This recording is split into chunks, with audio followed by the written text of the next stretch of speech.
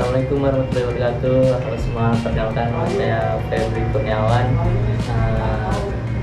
Nama Febri Kurniawan itu nama yang orang lahir di bulan Februari, sedangkan Kurniawan itu artinya cinta dan kebahagiaan. Asal saya dari Desa Kampung Lestari. Tempat yang paling saya suka itu yang pertama rumah saya sendiri, yang kedua itu Sungai Tapung karena saya suka memancing. Kegiatan yang saya lakukan sewaktu luang itu adalah kebanyakan lebih menonton dan melihat berita-berita terbaru yang ada di dunia. Alasan saya milih prodi ilmu komunikasi adalah karena prodi ini ada yang lebih masuk dengan jurusan saya sewaktu masih SMK. Saya pernah mengikuti organisasi. Yang pertama itu organisasi pramuka waktu saya di SMP.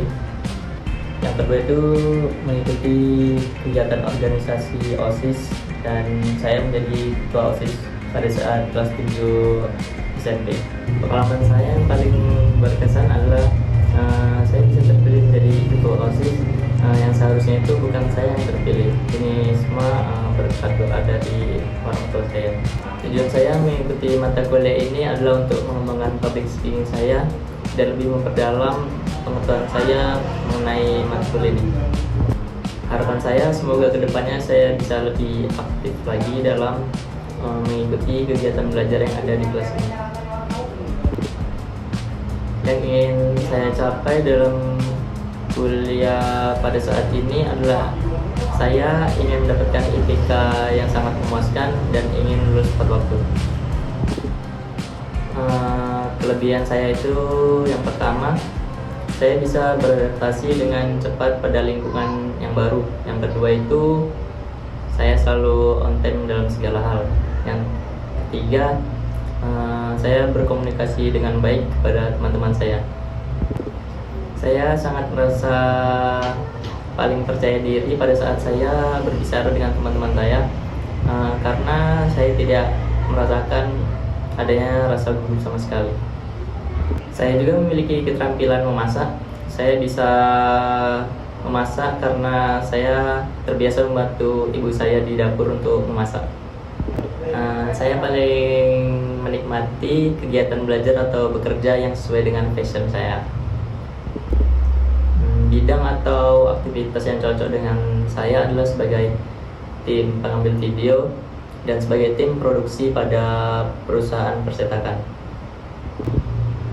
Antara pencapaian akademik dan pengembangan keterampilan non-akademik, saya akan berusaha menyeimbangkan keduanya dengan cara membagi waktu dengan bijak.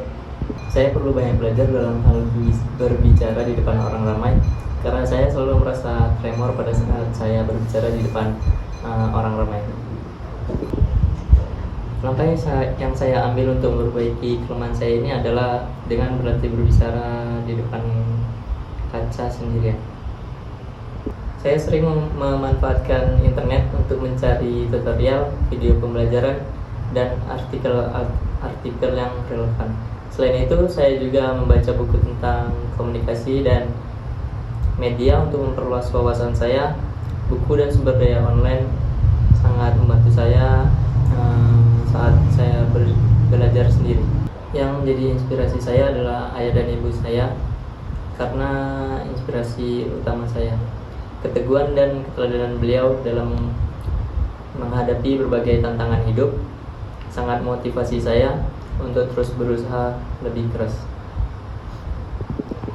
Saat saya menghadapi kegagalan, saya memotivasi diri saya sendiri kalau kegagalan itu sebagai langkah utama dalam mencapai suatu tujuan yang ingin saya gapai.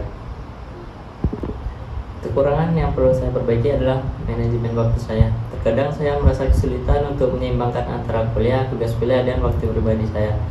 Ini juga menjadi tantangan saya dalam mencapai tujuan saya untuk belajar lebih efektif dan berkembang di berbagai bidang. Ada 3 nilai hidup yang paling penting bagi saya itu. Yang pertama itu kejujuran. Saya percaya bahwa kejujuran adalah dasar untuk membangun hubungan yang baik, baik itu dengan teman, keluarga, maupun dalam pekerjaan. Yang kedua itu kerja keras. Saya selalu berusaha untuk memberikan yang terbaik dalam segala hal yang saya lakukan. Yang ketiga itu empati, memahami perasaan orang lain dan berusaha membantu mereka sangat penting bagi saya dalam menjaga hubungan yang sangat baik. Motivasi terbesar saya adalah keinginan untuk mencapai tujuan karir yang saya impikan dan memberikan kebahagiaan bagi kedua orang tua saya. Meskipun menghadapi banyak tantangan, saya selalu mengingat bahwa setiap proses yang saya jalani adalah bagian dari perjalanan menuju impian tersebut. Saat merasa kehilangan motivasi, saya biasanya akan melakukan refleksi diri, berbicara dengan orang terdekat, ataupun melakukan aktivitas yang saya nikmati seperti memasak. Hal ini membantu saya mendapatkan kembali semangat untuk melanjutkan langkah-langkah menuju tujuan saya. Untuk memastikan keseimbangan antara belajar, kegiatan organisasi, dan waktu pribadi saya membuat jadwal mingguan yang terstruktur untuk memastikan waktu saya terbagi dengan baik antara kuliah, kegiatan organisasi, dan waktu untuk diri sendiri. Mengatur prioritas juga sangat penting agar saya bisa fokus pada hal-hal yang paling mendesak terlebih dahulu. Kebiasaan buruk yang dapat menghambat produktivitas saya adalah saya terkadang selalu menunda-nunda waktu untuk mengerjakan kegiatan yang menurut saya penting. Saya selalu memperhatikan setiap tugas-tugas yang belum saya kerjakan. Ketika ada tugas yang mungkin saya lupa kerjakan, saya akan menanyakannya pada teman saya. Setelah saya menghadapi kegagalan, saya selalu memotivasi diri saya untuk bangkit dan tidak berlarut-larut dalam kesedihan. Saya selalu bangga terhadap apa yang telah diri saya lakukan, karena apapun yang saya lakukan adalah bentuk pencapaian yang telah saya lakukan. Saya mengukur perkembangan diri saya dengan melihat seberapa banyak saya bisa mengatasi tantangan yang lebih besar dari sebelumnya, dan seberapa banyak keterampilan baru yang saya kuasai sejak pertama kali memulai perjalanan saya. Ketika saya menghadapi tekanan atau konflik, saya berusaha untuk tetap tenang dan berpikir rasional. Biasanya saya mengambil waktu sejenak untuk menenangkan diri sebelum mengambil tindakan agar keputusan yang diambil lebih bijaksana. Untuk menjaga hubungan yang baik dengan teman, saya selalu berusaha untuk mendengarkan dan menghargai perasaan orang lain.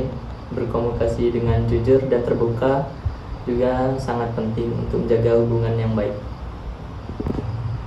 Saya sangat terbuka terhadap kritikan. Saya juga melihatnya sebagai kesempatan untuk belajar dan berkembang.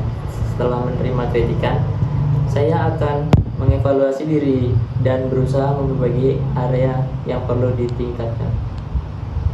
Peluang terbaru yang saya manfaatkan adalah mengikuti kursus online tentang media sosial.